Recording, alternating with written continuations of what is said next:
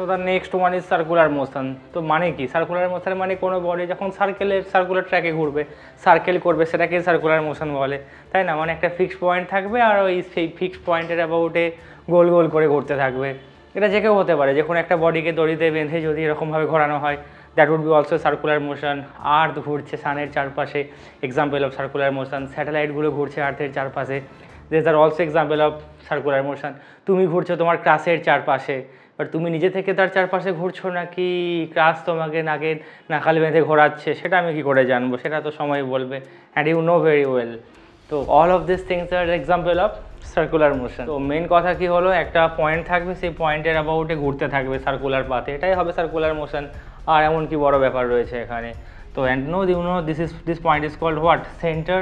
And center থেকে এই যে ডিস্টেন্সটা, যেখানে হয়তো বলটা বাঁধা রয়েছে, যেটা কে ঘোরাচ্ছ, that ball is suppose V velocity নিয়ে ঘুরছে, এটা রেডিয়াস। আর কি আছে, সিম্পল জিনিস। মোশনের ক্ষেত্রে একটা কথা প্রচুর ইম্পর্টেন্ট, সেটা হচ্ছে যে সাপোজ কোনো একটা বডি বা তুমি কেউ একজন 10 মিটার পার সেকেন্ডে, আমি জাস্ট এক্সাম্পলের জন্য ধরে নিলাম, স্ট্রেট লাইন পাথে যাচ্ছে।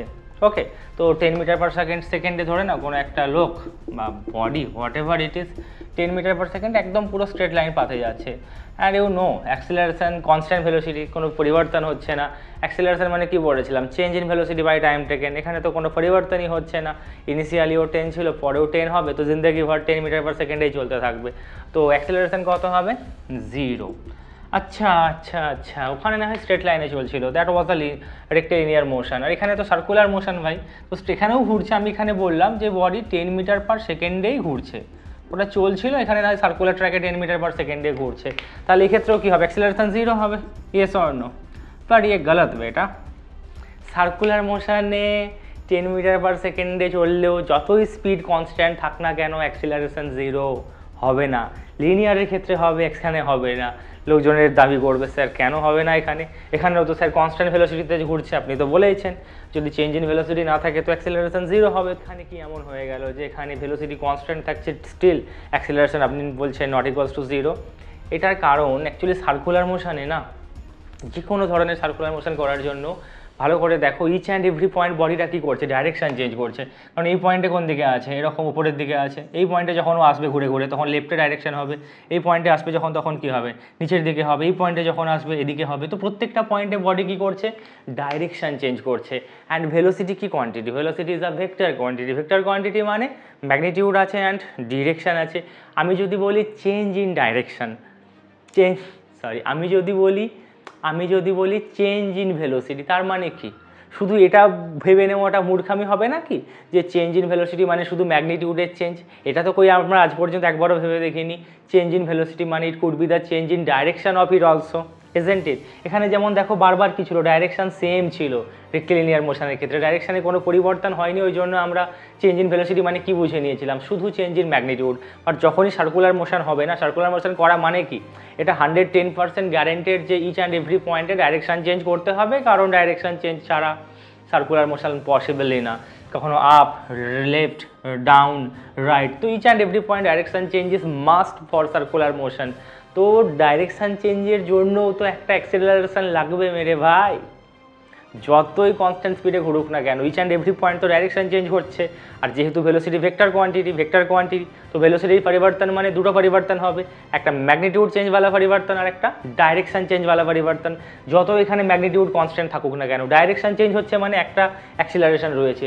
তো সেই জন্য সার্কুলার মোশনে, সার্কুলার পাথে বা সার্কুলার ট্র্যাকে যতই কোনো বডি কনস্ট্যান্ট স্পিডে ঘুরুক না কেন, যেহেতু ইচ অ্যান্ড এভরি পয়েন্টে ডাইরেকশান চেঞ্জ হচ্ছে, তার মানে একটা acceleration must. And do you know what is the name of this acceleration? It is called radial acceleration, AR. ঠিক আছে, এই যে মানে যে অ্যাক্সিলারেশনটা কী করছে? ইচ অ্যান্ড পয়েন্টে ডাইরেকশানটা চেঞ্জ করছে। আর এই ডাইরেকশান কী হয়?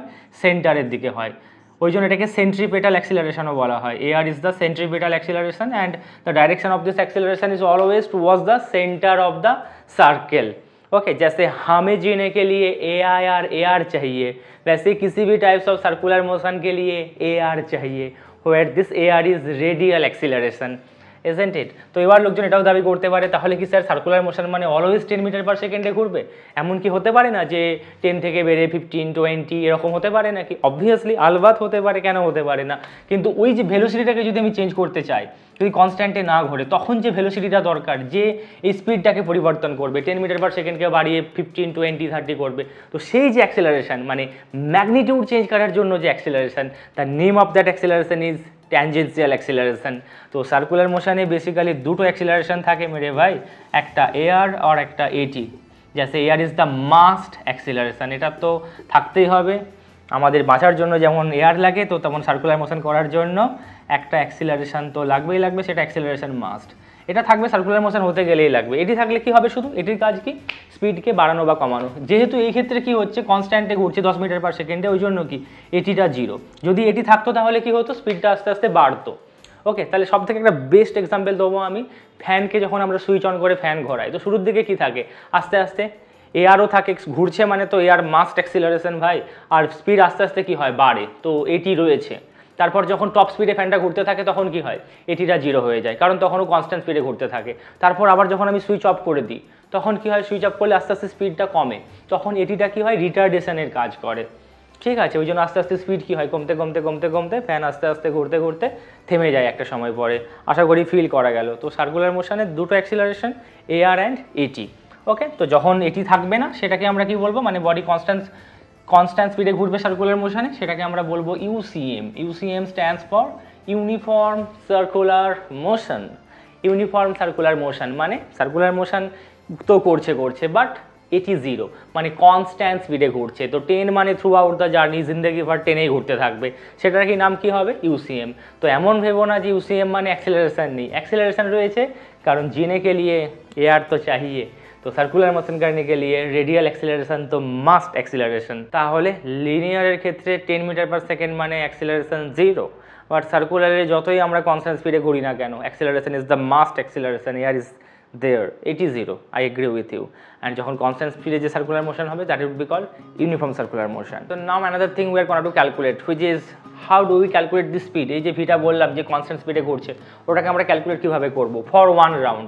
সাপোজ এক রাউন্ডের জন্য কত ডিস্টেন্স ট্রাভেল করবে, ইটস আ সার্কেল, নো সার্কেলের জন্য এক রাউন্ডে কত ডিস্টেন্স ট্রাভেল করে, দ্যাট ইজ পাথ ট্রাভেল কত হবে, 2πr, isn't it? for one round, obviously for one round বা one cycle বলতে পারি আমি। অ্যান্ড টাইম টেকেন জানি না আমি, কত কিছুতে একটা টাইম লাগবে। আর এটাকে আই থিঙ্ক এটা অনেকেই জানে যে একটা কমপ্লিট অসিলেশনের জন্য যে টাইম লাগে, that time is called time period. And time পিরিয়ডকে আমরা স্মল টি না, রেদার ক্যাপিটাল টি দিয়ে ডিনোট করে থাকি। ওকে, সো তফাৎ কি, স্মল টিকে ইউজুয়ালি আমরা ইউজ করি টাইম টেকেন বোঝানোর জন্য, অ্যান্ড ক্যাপিটাল টিকে ইউজ করি টাইম পিরিয়ড বোঝানোর জন্য। And what is time period? Is the time taken to complete one revolution or one oscillation. Is it clear? And for this case তাহলে স্পিডের কি ফর্মুলা হবে, speed equals to distance by time taken. তো for one oscillation distance কত হবে, 2πr, আর for one oscillation time টেকেনকে আমরা কি বলবো, টাইম পিরিয়ড। তো বিগ টি দিয়ে লিখলাম আমি। ওকে, তো সার্কুলার মোশনের স্পিডের কি ফর্মুলা হলো, 2πr বাই টাইম পিরিয়ড। তো সার্কুলার মোশনের কিছু অ্যাডভান্স টপিক্সের ব্যাপারে এখন জানবো আমরা। সেটা কি, যে সাপোজ কোনো একটা বল এখানে ছিল, দড়িতে বেঁধে টয় করে ঘোরানো হচ্ছে, তো আফটার সাম টাইম কী হবে, বলটা এখান থেকে ধরে নিলাম, এখন এই পয়েন্টে চলে এসেছে, সামথিং কিছু টাইম তো লাগবে অবভিয়াসলি, এখান থেকে এখানে যেতে টাইম লাগবে। তো এই বেসিক্যালি নর্মালি রেক্টিলিনিয়ার মোশনে কী হতো, বডি ডিসপ্লেসমেন্ট করতো, তাই না, একটা পয়েন্ট থেকে আরেকটা পয়েন্টে যেত। যে এটা যদি এক্সআই বলি, 5 থেকে 7-এ গেল, তো 2 ট্রাভেল করলো, তো এখানে কী করছে, ডিসপ্লেসমেন্ট না, বরং একটা অ্যাঙ্গেল কভার করছে, এখানে সাপোজ থিটা অ্যাঙ্গেল কভার করছে, হয়তো 10 ডিগ্রি কি 20 ডিগ্রি কি 30 ডিগ্রি যাই হোক না কেন, দিস ইজ রেডিয়াস। তো এখানে একটা জিনিস আছে, ব্যাপার আছে, এই যে সার্কামফারেন্সের যে লেন্থ, যে বলটা যেটা কভার করছে, এই লেন্থটাকে বলে কি, আর্ক লেন্থ। কি বলে, আর্ক লেন্থ মেরে ভাই। And this this is radius. একটা রিলেশন এখানে খুব ইম্পর্টেন্ট, সেটা হচ্ছে সবার জানা দরকার, যে অ্যাঙ্গেল, যে থিটা এখানে আছে না, এই angle equals to arc length upon radius. এই যে থিটাটা যতটা অ্যাঙ্গেল ক্রিয়েট করলো সেন্টারে, এই অ্যাঙ্গেলটাকে বলে অ্যাঙ্গুলার ডিসপ্লেসমেন্ট। তো স্ট্রেট লাইনের জন্য কি ছিল, রেক্টিলিনিয়ার জন্য আমরা কি বলেছিলাম, ডিসপ্লেসমেন্টকে নর্মাল ডিসপ্লেসমেন্ট বলেছিলাম।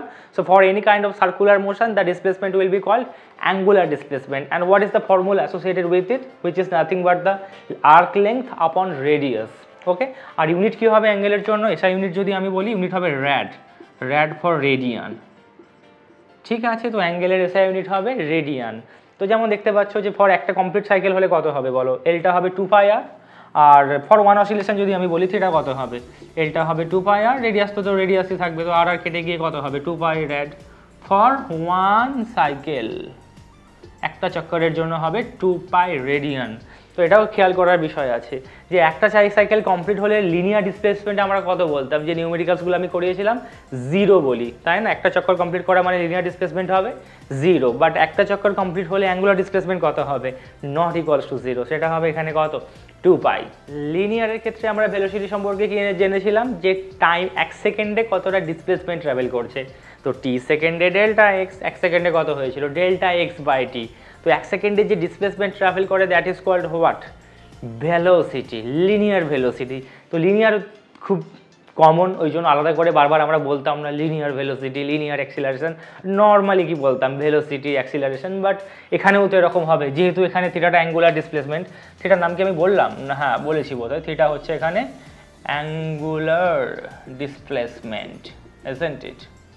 ওকে, তো যেহেতু অ্যাঙ্গুলার ডিসপ্লেসমেন্ট আছে তাহলে এই সার্কুলারের ক্ষেত্রে যে ভেলোসিটি হবে ওটার নাম আমরা কি বলবো, common sense angular velocity, angular velocity. আর এটাকে ডিনোট করবো কি দিয়ে, omega, omega, omega, isn't it? তো ভেলোসিটির কি ফর্মুলা থাকে, ডেল্টা x/t, ডিসপ্লেসমেন্ট কতটা কভার করছে, আর বাই টি, কারণ 1 সেকেন্ডের জন্য আমরা বের করি, তাই না?